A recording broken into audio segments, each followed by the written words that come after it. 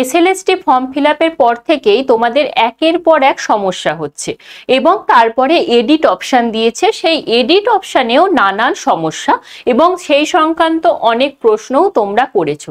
তো তোমাদের সমস্ত প্রশ্নের উত্তর দিতে আজ আমি হাজির হয়েছি। তাহলে চলো একে একে সমস্ত প্রশ্নগুলোর উত্তর দিই। Hello student, welcome to BSSCI YouTube channel. এই চ্যানেলে তোমাদের অনেক অনেক স্বাগত।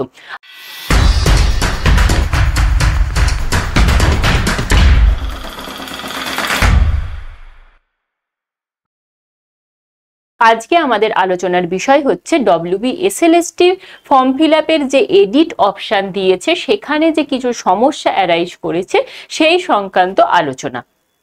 তাহলে প্রথমেই যে প্রশ্নটা সেটা হচ্ছে ফটো আপলোড হচ্ছে না। হ্যাঁ, অনেকের ফটো আপলোড হচ্ছে না, অনেকের এডিট অপশানটাই আসছে না ফটো আপলোডের। তো সেক্ষেত্রে বলে রাখি, অযথা প্যানিক করবে না। তোমাদের যাদের ধরো ফটোতে ভুল, মানে শোনা যাচ্ছে ফটো আছে কিন্তু কেউ সিগনেচার করতে ভুলে গেছো, একমাত্র তাদেরকেই এডিট অপশান দেওয়া হচ্ছে। তোমার ফটোর ব্যাকগ্রাউন্ড যদি নীল থাকে, তোমার সই যদি কালো কালিতে না থেকে নীল কালিতে থাকে, কোনো সমস্যা নেই তাতে। ফটো আপলোড করার কোনো প্রয়োজন নেই, এডিট করার কোনো প্রয়োজন নেই। শুধু তুমি একবার ড্যাশবোর্ডটা ওপেন করে, মানে এডিট অপশানটা ওপেন করে জাস্ট দেখে নেবে তোমাকে ফটো আপলোডের জায়গায় এডিট অপশান দিয়েছে কিনা। যদি না দেয় তাহলে জানবে তোমার ফর্ম কিন্তু অ্যাকসেপ্ট করে নিয়েছে কমিশন। তো তোমাকে প্যানিক করতে হবে না, তোমাকে কোনো রকম এডিট করতে হবে না। পরবর্তী প্রশ্নতে যাই, আশা করি এই বিষয়টা ক্লিয়ার হলো। পরবর্তী প্রশ্ন হচ্ছে ফটোর ব্যাকগ্রাউন্ড নীল, কি করব? হ্যাঁ দেখো, প্রথমে যখন গেজেটটা প্রকাশিত হয় সেখানে কিন্তু একটাবারও বলা ছিল না ফটোর ব্যাকগ্রাউন্ড কি হবে। সেখানে শুধুমাত্র বলা ছিল যে 60 কেবির মধ্যে এবং জেপিজি ফরম্যাটে ফটো উইথ সিগনেচার তোমাকে আপলোড করতে হবে। কোথায় সিগনেচার করতে হবে, কিভাবে সিগনেচার করতে হবে সেটাও বলা ছিল না। একবার এক এক রকম তথ্য এসেছে এবং সমস্ত তথ্যটাই আমি তোমাদের সামনে তুলে ধরার চেষ্টা করেছিলাম। তো এক্ষেত্রে বলা হয়েছিল যে ফটোর ব্যাকগ্রাউন্ড সাদা হতে হবে। তো অনেকে যারা তার আগে ফর্ম ফিল আপ করে ফেলেছো তারা অবশ্যই নীল রং বা আকাশি রঙের ব্যাকগ্রাউন্ডেই ফটো তোমরা সাবমিট করেছো। তো তোমাদের ক্ষেত্রেও প্যানিক করার দরকার নেই। তোমরা জাস্ট একবার লগ ইন করবে, লগ ইন করে ড্যাশবোর্ডে দেখবে যে তোমাদের ফটো আপলোডের জায়গায় এডিট অপশনটা দিয়েছে কিনা। যদি না দেয় তাহলে একইভাবে জানবে তোমার ফর্ম কিন্তু অ্যাকসেপ্ট হয়ে গেছে, কোনো রিজেকশন হবে না, কোনো প্যানিক করবে না, জাস্ট পড়াশোনা করে যাও। ফটোর ব্যাকগ্রাউন্ড নিয়ে কোনো সমস্যা নেই। যাদের ফটো ব্যাকগ্রাউন্ড নীল আছে তোমাদের কোনো চেঞ্জ করতে হবে না। হ্যাঁ, শুধু একমাত্র তাদেরই চেঞ্জ করতে হবে যাদের ফটোর সাথে সিগনেচার করা নেই। তো একবার সবাই লগ ইন করে দেখবে যে তোমাকে এডিট অপশন দিয়েছে কিনা। পরের প্রশ্নতে যাই। পরের প্রশ্ন হচ্ছে ব্যাক কালিতে সই। দেখো, একইভাবে বলবো, যখন গেজেট প্রকাশ করে তখন কোন কালিতে সই করতে হবে কোনো কিছু বলা ছিল না। পরবর্তীকালে যে ফটোর আপলোড নিয়ে একটা আপডেট এলো সেখানে ফটোর ব্যাকগ্রাউন্ড বলা হয়েছিল যে সাদা করতে হবে, কিন্তু কি কালিতে সই করতে হবে সেটা বলা হয়নি। এবারের যে এডিট অপশন এসেছে সেখানে বলা হয়েছে যে ব্ল্যাক বল পয়েন্ট পেনে কিন্তু তোমাকে সিগনেচার করতে হবে। তো যারা আগে করে ফেলেছো, ধরো নীল কালিতে সই করেছো, কোনো সমস্যা নেই। তোমরা দেখবে এডিট অপশন খুলে তোমাদের এডিট অপশন দিচ্ছেই না সরকার, তার মানে তোমার ফর্মটা কিন্তু অ্যাকসেপ্ট হয়ে গেছে। তোমাকে আর ব্ল্যাক কালিতে সই করে তোমাকে আপলোড করতে হবে না। তাহলে এটা কাদের জন্য?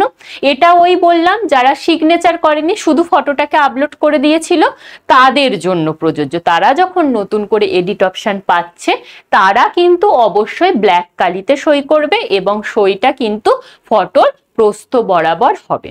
আশা করছি ক্লিয়ার হলো। যদি ক্লিয়ার না হয় অবশ্যই কমেন্ট করো। এর পরের বিষয়, ফটো আপলোড করার সঠিক নিয়ম। একইভাবে ফটো আপলোড করার সঠিক নিয়ম হচ্ছে, এই ফটোটা যাবে, ফটোর ব্যাকগ্রাউন্ডটা কি থাকবে?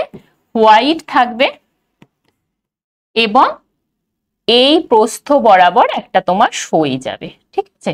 এখানে কি হবে? সিগনেচার হবে এবং এই ছবিটা জেপিজি ফরম্যাটে হবে এবং এর সাথে জেপিজি ফরম্যাটে হবে, এর সাথে হচ্ছে 60 কেবি মধ্যে হতে হবে। এই হচ্ছে ফটো আপলোড করার সঠিক নিয়ম। আপাতত বলেছে এই যে সিগনেচারটা, এই সিগনেচারটা ব্ল্যাক, কিন্তু যারা আগে সঠিকভাবে ফটো আপলোড করেছিলে বা কারোর যদি ব্যাকগ্রাউন্ড নীল থাকে, কেউ যদি নীল কালিতে সিগনেচার করে থাকো, তার দেখবে এডিট অপশন আসছে না, তো তাকে কোনো কিছু চেঞ্জ করার দরকার নেই, তোমাদের ফর্ম অ্যাকসেপ্ট হয়ে গেছে, কোনো রিজেকশনের কোনো সমস্যা নেই।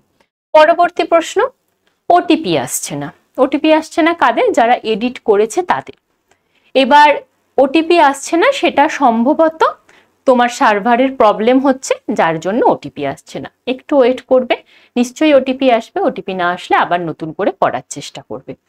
আর একটা বিষয় বলে রাখি, ফটো আপলোড করলো বা এডিট করলো, এডিট করার পর ওটিপি এলো, ওটিপি দেওয়া হলো, তারপরে আবার ফোনে মেসেজ আসছে যে ফটো এবং সিগনেচার রি আপলোড করার জন্য। তাদের ক্ষেত্রে বলে রাখি, এটাও কিন্তু একটা সার্ভার ইস্যু, তার জন্যই হচ্ছে। তুমি জাস্ট একবার ড্যাশবোর্ডে গিয়ে দেখে নেবে তোমার ফটোর সাথে তোমার সিগনেচারটা এডিট হয়েছে কিনা। যদি হয়ে থাকে তাহলে আর কোনো রকম চেঞ্জ করার দরকার নেই, কোনো রকম প্যানিক হবারও দরকার নেই।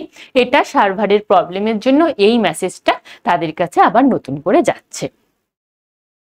পরের বিষয়, বিবাহিত মহিলারা পদবিতে কি করবে? এটা বহুবার আলোচনা করেছি।